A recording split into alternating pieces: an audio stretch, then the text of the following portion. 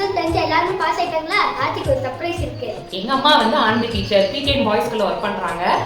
அம்மா வந்து பாத்தீங்கன்னா சென்டம் ரிசல்ட் எப்பயுமே சென்டம் ரிசல்ட் கொடுப்பாங்க. ஸோ இந்த தடவை சென்டம் ரிசல்ட் எப்பயுமே அவங்களுக்கு வந்து நான் வந்து சாரி கிஃப்ட் கொடுப்பேன், அது சர்ப்ரைஸா பண்ணுவேன். பட் இந்த மாதிரி ஒரு சர்ப்ரைஸ் செட்டப் வந்து நான் இதுவரை பண்ணது கிடையாது. ஸோ இன்னைக்கு தான் ஃபர்ஸ்ட் டைம். இப்போ எங்க அப்பா வந்து அம்மா கூப்பிடுறதுக்காக போயிருக்காரு. ஸோ வரதுக்குள்ள நாங்க எல்லாத்தையும் செட் பண்ணி வச்சுட்டோம்.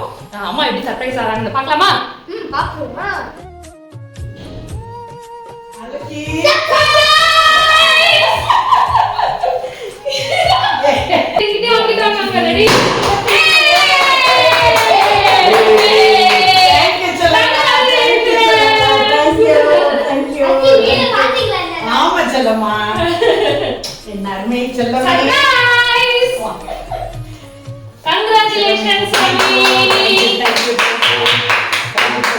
Super super.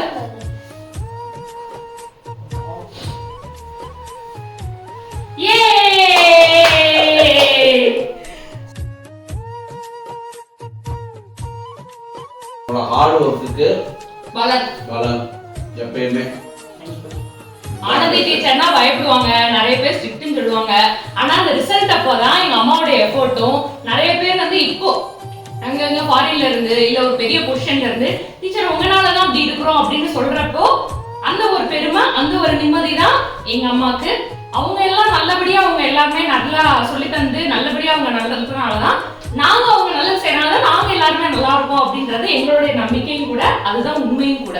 இதுதான் உனக்கு நல்லாசிரியர் விருது.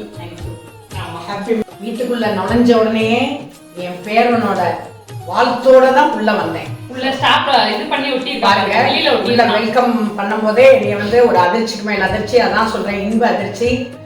யாருக்கெல்லாம் இந்த கொடுப்பினை இருக்கோ இல்லையோ, எனக்கு இந்த கொடுப்பினை என் மகளால, என் பேரனால, என் மருமகனால, என் மருமகன் எல்லாம் காலையிலே ஃபோன் பண்ணிட்டாரு.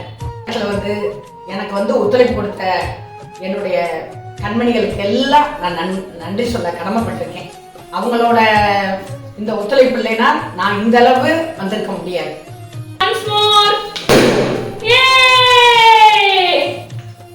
என்னால் ரிசல்ட் இவ்வளோ தூரம் எடுக்கிறதுக்கு காரணம் ஃபஸ்ட்டு என் வீட்டுக்காரர் தான் நான் சொல்லுவேன். அவரோட சப்போர்ட் இல்லைன்னா என்னால் இந்த அளவுக்கு முன்னேறி வந்திருக்க முடியாது. இந்த முன்னேறின்ற வார்த்தை கூட எதுக்குன்னா, எர்லியராக என்னைய ஸ்கூலுக்கு அனுப்பி என்னைய ஒரு பிள்ளை மாதிரி அவர் வந்து ட்ரீட் பண்ணுவார். ஈச் அண்ட் எவ்ரி டைம் அவர் என்னைய நினைக்கிறதால தான் என்னையும் ஃபஸ்ட்டு குழந்தையா நினச்சி என்னைய ஸ்கூலுக்கு அனுப்பிவிட்டு ஸ்கூலுக்கு பிக்கப் பண்ண வருவார். சகலமும் எனக்கு வாங்கி கொடுத்து என்னை வந்து மோட்டிவேட் பண்ணிக்கிட்டே இருக்கிறார். My great husband.